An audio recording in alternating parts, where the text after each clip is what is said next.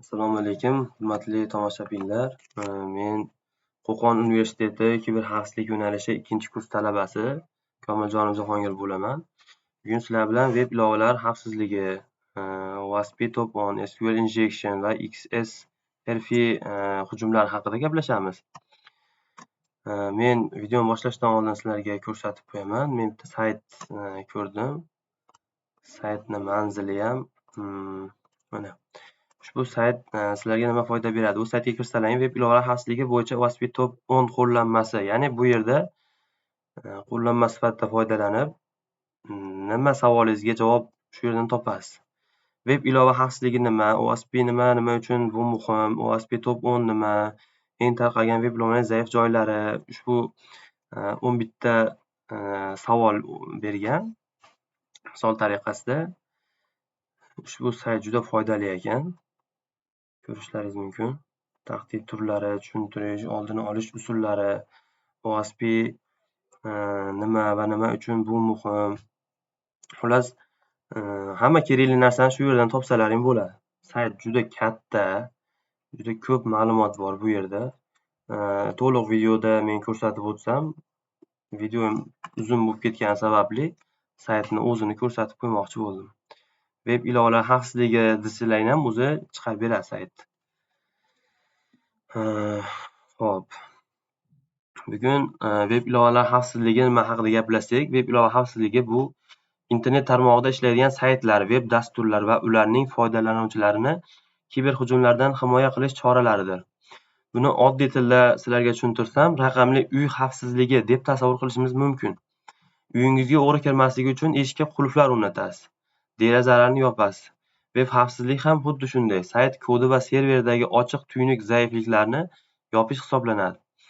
Web ilovalar xavfsizligini ta'minlash, ya'ni uni kiber hujumlardan himoya qilish bu faqat bir marta qilinadigan ish emas, balki loyihani yozishdan boshlab to serverga joylashtirgungacha bo'lgan doimiy jarayondir.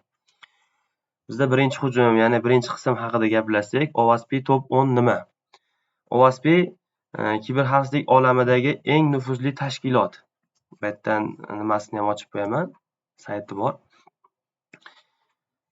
Internetim biroz sekin ishlayapti. Hop.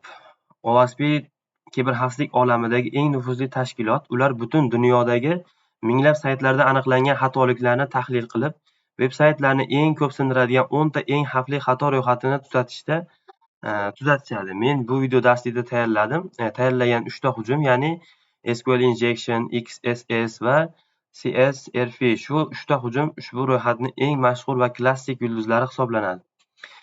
Bu yerda birinchisi SQL injection haqida gaplashsak, SQL injection bu yerda 3 ta asosiy zaiflikning mohiyati haqida gaplashamiz.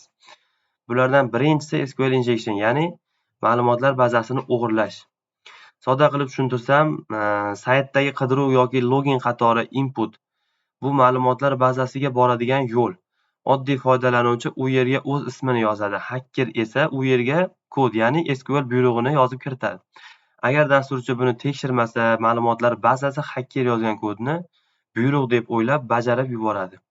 Bunga hayotiy misol qilib keltirsam, siz restoranga kirib ofitsiant sayt deb hisoblasangiz, saytga buyurtma beryapsiz. Menga bitta choy bering va kassa apparatidagi hamma pullarni menga topshiring. Agar ofitsiant sodda bo'lsa, ikkinchi gapni ham xo'jayini buyrug'i deb o'ylab, kassa pullarni berib yuboradi sizga. SQL injection kodi bu yerda sizga yozib ko'rsatganman. Ushbu SQL injection kodi bu kod parolni bilmasdan ham tizimga kirishga yo'l ochadi. Ya'ni hozir aytgan misolimga to'g'ri keladi. Bu yerda endi ikkinchi XSS haqida gaplashsak, XSS to'lig'ilmasi, kengaytmasi cross-site scripting. Sayt foydalanuvchilariga hujum.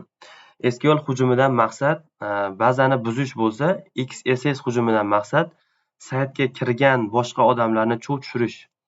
Hacker saytdagi izoh qoldirish yoki xabar yozish joyiga zararli JavaScript kodini joylab ketadi. Boshqa beayb foydalanuvchilar shu sahifaga kirganda u kod ularni brauzerda yashirincha ishga tushadi. Bu yerda kodiga misol kelib yozib ketaman hozir.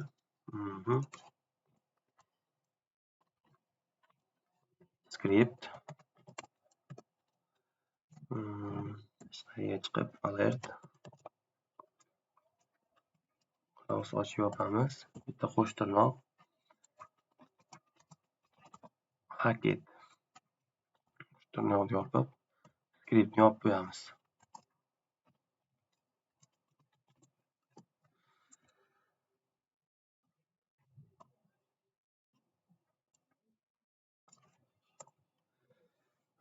Ushbu kod bu orqali hacker foydalanuvchining pullik sessiyalarini o'g'irlashi mumkin.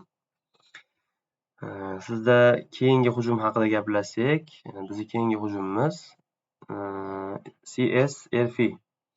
CSRF nima? Buni kengaytmasi Cross-Site Request Forgery. Sizning nomingizdan soxta buyruq. Bu yerda hacker foydalanuvchining ishonchidan foydalanadi. Foydalanuvchi biror saytda, masalan, bank saytida login qilib o'tiribdi. Shu payt hacker yuborgan boshqa bir shubhali havolaga, ya'ni linkka bosib kirsa, havola ortidagi kod bank saytiga yashirincha mening nomimdan falonchiga pul o'tkaz degan so'rov yuboradi. Ya'ni foydalanuvchining nomidan.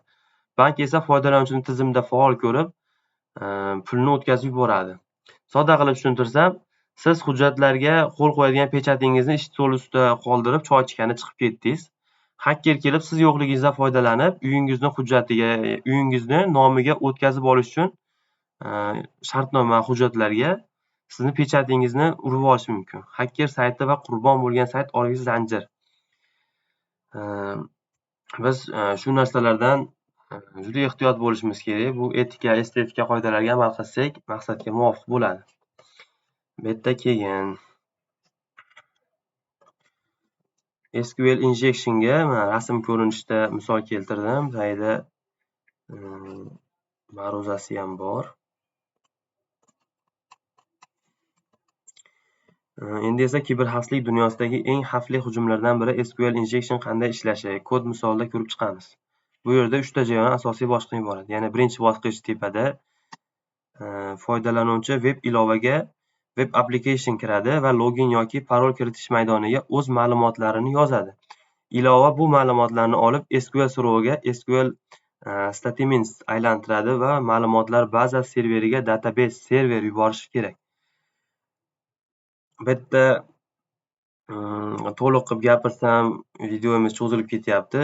Adashmasam 8 daqiqaga borib qoldi. Buni screenshot qilib yoki videoni pauza qilib ko'rib olishlaringiz mumkin. Bu birinchisi SQL'dagi. XSS'ga rasm keltirgan tagida ma'lumotlari bilan, ma'ruzasi bilan. Buniki 5 ta bosqichdan iborat.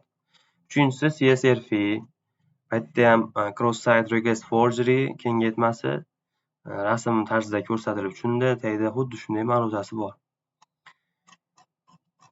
Bugungi qisqacha mavzuyimiz shulardan iborat. E'tiboringiz uchun rahmat.